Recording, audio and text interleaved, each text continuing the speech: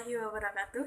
Saya Trisnawati dari program studi S1 Farmasi Stikes Bakti Mandala Husada Slavi ingin menjelaskan video tentang toksikokinetik. Yang pertama, saya akan menjelaskan tentang definisi toksikokinetik. Toksikokinetik adalah ilmu yang mempelajari tentang kinetika zat toksik atau pengaruh tubuh terhadap zat toksik. Toksikokinetik terdiri atas deretan atau proses yang biasa disingkat dengan ATME.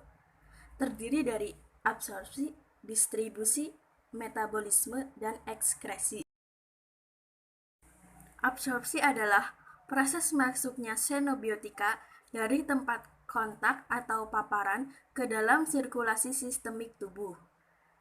Tempat absorpsi meliputi mukosa saluran pencernaan, paru, mukosa kulit, dan injeksi. Faktor penting yang berpengaruh pada jumlah dan kecepatan zat untuk terabsorpsi ada 3. Yang pertama, rute pemberian atau jalur paparan.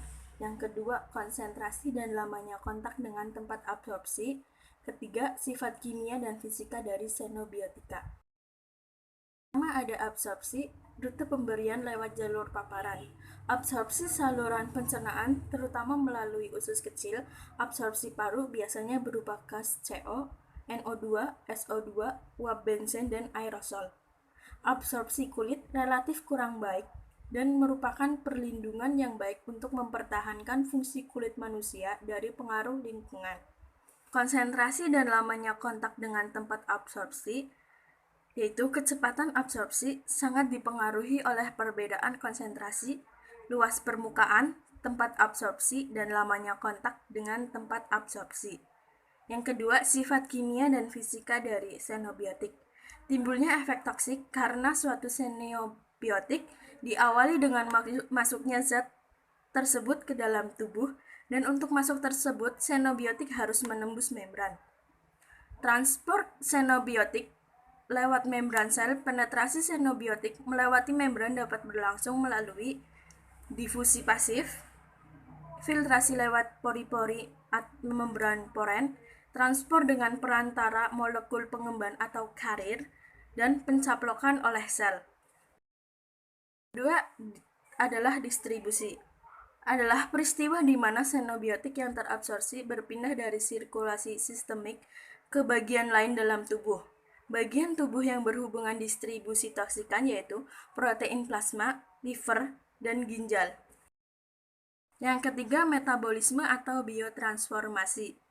Perubahan xenobiotik yang dikatalisa oleh enzim tertentu dalam sel, yaitu merubah struktur kimia dari bahan kimia asing, sehingga hasil metabolisme tersebut secara kimiawi berbeda dari senyawa asalnya. Adapun faktor yang mempengaruhi biotransformasi atau metabolisme, yaitu intrinsik, host, induksi enzim, inhibisi enzim, seks, efek umur, efek diet, efek kerusakan liver. Ekskresi zat merupakan faktor penentu dari toksisitas zat tersebut. Beberapa rute ekskresi yaitu pertama, ekskresi urin atau ginjal, yang kedua ekskresi empedu atau hati, dan yang ketiga rute lain melalui paru, saluran pencernaan, air susu, keringat, dan air liur. Dan di sini saya akan mereview jurnal yang berjudul Pengaruh Pemberian Timbal PB asetat peroral terhadap kadar glukosa darah pada mencit jantan. Beberapa jenis logam berat yang ada di lingkungan dianggap sebagai zat beracun bagi manusia dan hewan. Timbal adalah salah satu logam berat yang meningkat penggunaannya selama dekade terakhir. Toksisitas timbal pada manusia memiliki kelancaran yang luas dalam aspek medis, mulai dari masalah saraf, gangguan metabolisme tulang, hingga gagal hati. Eksperimen ini mencoba untuk mengetahui pengaruh konsumsi timah hitam kronis terhadap kadar plasma timbal pada tikus. Desain percobaan ini adalah eksperimen penelitian sejati untuk menguji apakah ada pengaruh konsumsi timbal oral terhadap akumulasi timbal dalam glukosa darah tikus. Hasilnya menunjukkan peningkatan akumulasi timbal dalam glukosa darah tikus dibandingkan dengan kelompok kontrol. Pemanfaatan benda-benda yang bersifat logam untuk berbagai kebutuhan manusia telah cukup lama dikenal. Sebagai contoh timbal. Timbal adalah logam berat yang banyak digunakan untuk pembuatan baterai dan untuk meningkatkan angka oktan pada bahan bakar minyak atau BBM.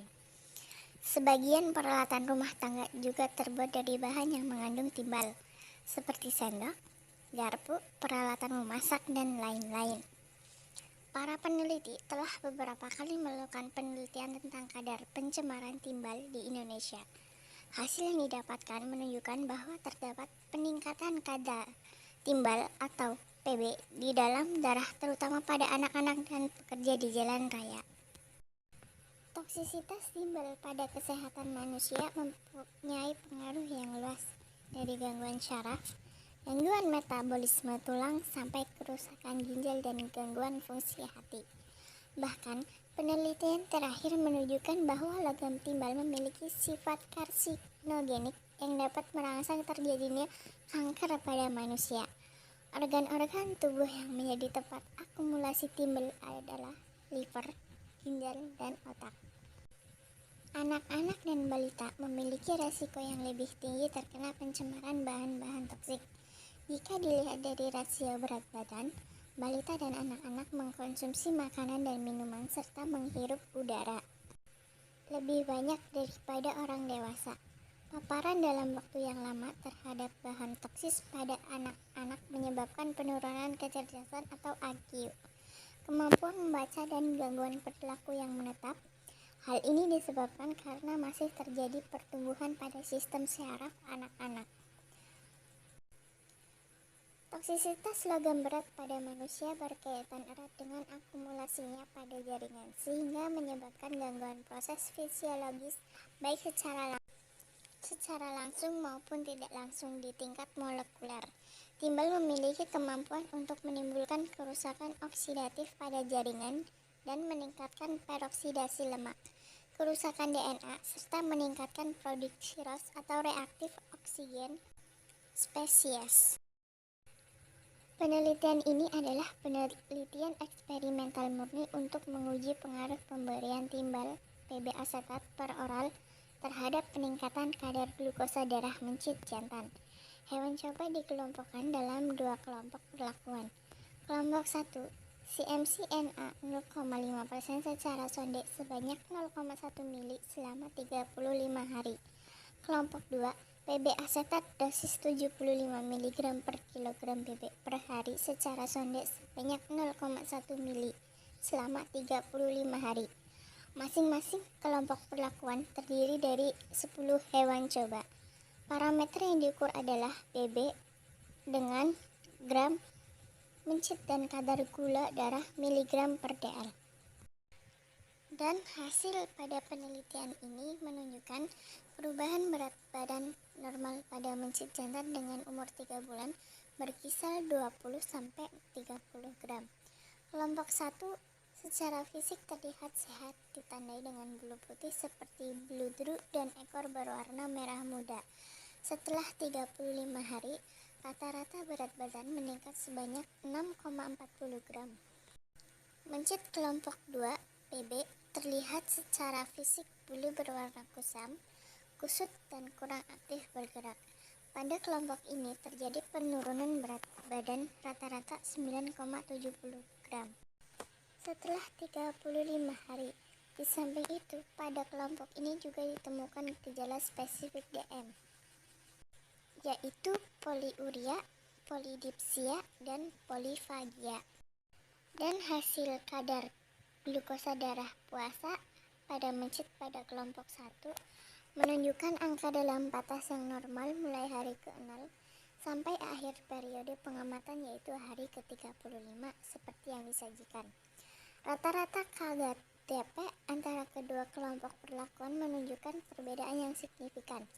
Pada kelompok 2, peningkatan KDP terjadi perbedaan signifikan dengan kelompok 1. Kadar glukosa darah puasa terus mengalami peningkatan sampai akhir perlakuan.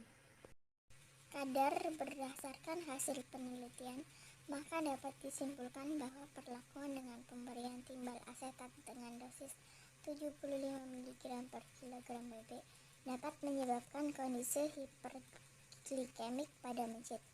Kondisi hiperglikemik tersebut mengakibatkan terjadinya diabetes mellitus pada mencit.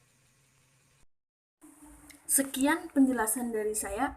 Mohon maaf bila ada salah kata. Wassalamualaikum warahmatullahi wabarakatuh.